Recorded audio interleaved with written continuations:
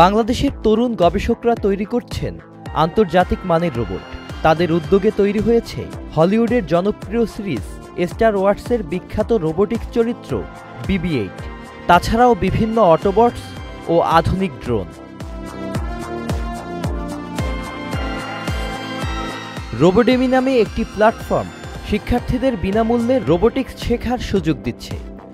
School এবং কলেজের শিক্ষার্থীদের জন্য আয়োজন করা হচ্ছে কর্মশালা, যেখানে তারা শিখছে ইলেকট্রনিক্স, সার্কিট ডিজাইন এবং প্রোগ্রামিংয়ের মতো বিষয়। পাশাপাশি এখানে তারা ড্রোন ও 3D প্রিন্টার নিয়ে কাজ করতে পারছে। আমি আজকে এখানে এসে আমি সার্কিট কিভাবে কাজ করে এসব শিখেছি, প্লাস আমি একটা রোবট বানিয়েছি যা গিয়ে নিজের এক্সপ্রেশন অনুযায়ী সে টাচ করা অনুযায়ী সে কাজ করতে পারে। বাংলাদেশে কিন্তু রোবোটিক্স শেখাটা অনেক টাফ, কোনো জায়গা থেকে আমাদের এত ইজিলি শেখানোর কোনো জায়গা নাই।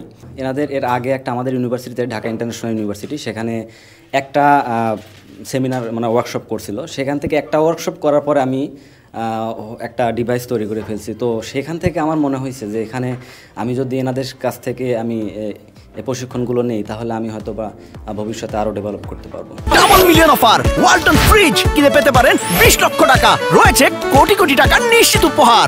রোবোডেমির লক্ষ্য শিক্ষার্থীদের উদ্ভাবনী চিন্তা ও প্রযুক্তি ব্যবহারের প্রতি আগ্রহ বাড়ানো। আমরা তাদেরকে একটা বেসিক লেভেল থেকে শুরু করে একদম এমন অ্যাডভান্স পর্যায়ে নিয়ে যাব যেখানে তারা নিজেরাই রোবোটিক্সে অন্যান্য দিকগুলো তারা নিজেরা চেষ্টা করে অর্জন করতে পারবে এবং নিজেকে অনেক দূর তারা এগিয়ে নিয়ে যেতে পারবে। আমাদের টার্গেট এইটুকুই, তারা যেন রোবোটিক্সের ব্যাপারে নিজেকে দক্ষ করে তুলতে পারে ইনশাআল্লাহ। এসব উদ্যোগ ভবিষ্যতে দেশের প্রযুক্তি খাতকে এগিয়ে নেবে বলে আশা করছেন সংশ্লিষ্টরা। পৃথিবীতে এখন AI ইন্ট্রোডিউস করা হয়েছে তাদের ইন্ডাস্ট্রিগুলোতে, হোম অটোমেশনের ক্ষেত্রে, আমাদের অফিস, আমাদের দৈনন্দিন জীবনে AI বিরাট ভূমিকা পালন করছে। তো এই রোবোটিক্স শিক্ষা যদি আমরা বাংলাদেশে এনশিওর করতে না পারি, তাহলে আমরা অনেক পিছিয়ে যাব।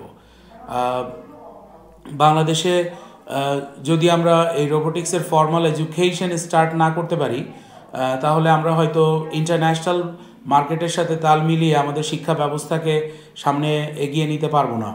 দেশের তরুণদের এ ধরনের উদ্যোগ দেশের প্রযুক্তি খাতকে বিশ্ব দরবারে তুলে ধরবে, এটাই প্রত্যাশা।